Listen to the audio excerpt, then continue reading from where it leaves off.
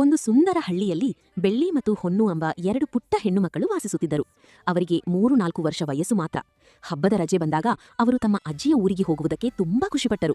ಬಣ್ಣ ಬಣ್ಣದ ಬಟ್ಟೆಗಳನ್ನು ತೊಟ್ಟು ಚಿಕ್ಕ ಚೀಲ ಹಿಡಿದು ಇಬ್ಬರೂ ಅಮ್ಮನ ಜೊತೆ ಅಜ್ಜಿಯ ಮನೆಗೆ ಹೊರಟರು. ಅಜ್ಜಿಯ ಊರು ತುಂಬಾ ಸುಂದರವಾಗಿತ್ತು.